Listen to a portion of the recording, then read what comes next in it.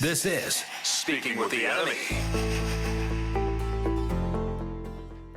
Yes, it is Speaking with the Enemy. The enemy this week, the Saskatchewan Roughriders. This is the Ticats open their 2022 season and discuss that from 980 CJME in Saskatchewan. Britton Gray is with us. And Britton, this Saskatchewan Roughriders team is hoping their season starts in Saskatchewan and finishes in Saskatchewan. It's a big year in 2022 for this Roughriders group. Absolutely. They have that extra pressure of what happened last time Saskatchewan hosted the Grey Cup. They raised it at home, so they like to play it off. Maybe there's not as much, but I think they know fully the expectations this fan base has, not just every year, but this year especially, because I know Rider fans would love nothing more than to have that team win again at home. If they do want to be playing in that game, what is going to have to happen, not just week one, but all 18 regular season weeks into the playoffs? What does this Roughriders team need to do? We're going to need to get 2019 Cody Fajardo. He had a down year in 2021, the shortened season. They couldn't figure it out, and the big play wasn't there. But we've seen what Cody Fajardo can do. He can be one of the most dynamic players in the league when he is on. So they really need to do that. In order for Cody to reach that point, this O-line will need to play better. That's going to be one of the major keys this week is what do we get from this O-line group? This is the year. Last year, they had a lot of injuries throughout camp. There was a lot of moving parts all throughout the season.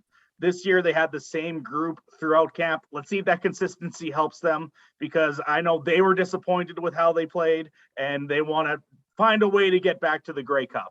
Yeah, I mean, underappreciated how good this team was last year, though, because I had kind of heard from people in CFL circles thinking that maybe they didn't do enough this offseason to get better, but I think that undersells just how good they were last year. I think a lot of people forget how many injuries this team was dealt and had to overcome last year. Even before camp, you had the workout where you had 4 guys go out with Achilles tears, and 2 of them would have been probably starters. Nelson Lacombo, who we'll see this week for the first time, and Larry Dean, who was an all-star. He played really well in Hamilton. Hamilton fans know him well. So there was a lot of injuries, a lot of moving parts all throughout the year. Near the end of the year, they finally found that consistency, and they gave the Winnipeg Blue Bombers a run for their money in the West Final. It was close. So I think that's where a lot of optimism comes from this year. This is healthy. This is the team they want to put out right now. And we'll see how it transfers, and we'll see what happens, because you never know how a season kind of unfolds. Yeah, that's for sure. And like you said, a full 18-game schedule, which should be a lot of fun. And let's go back to Cody Fajardo, because you mentioned his down year in 2021.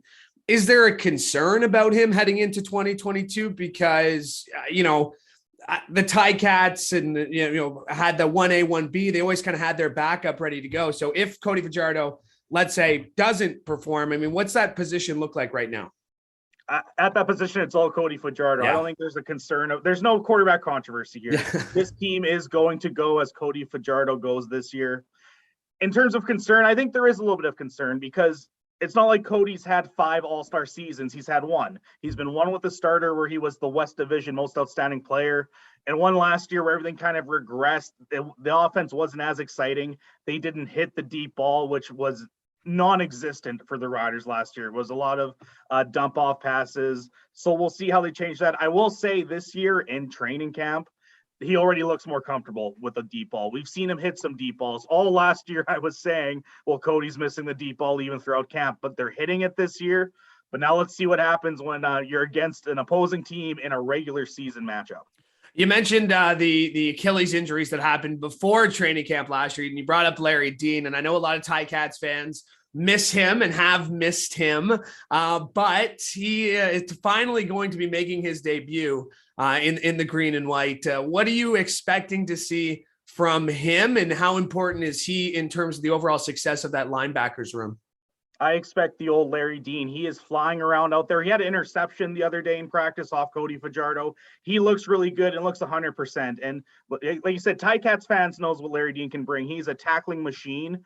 And he adds just another piece to what might be the best linebacker group in the CFL. You got Larry Dean, Darnell Sankey, last year's CFL tackles leader, Derek Moncrief, who was really good here in Saskatchewan. He played only a handful of games last year in Edmonton and was named their most outstanding defensive player.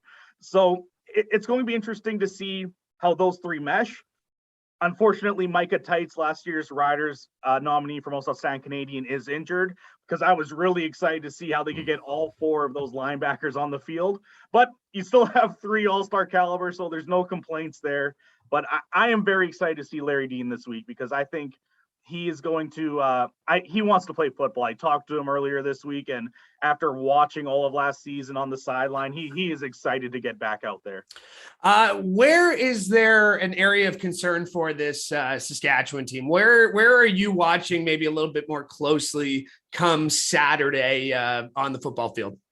It's the O-line. The O-line is really going to get a lot of attention, because they did have a disappointing year last year. They're still trying to figure out kind of maybe who their group is. Brendan Labatt retired, essentially. He hasn't officially retired, but he hasn't played football in a long time. And you have to kind of fill those holes. So we'll see. Taron Vaughn's healthy now. So that is going to be a position that the Riders will need to be better at this year if they want to get to the Grey Cup.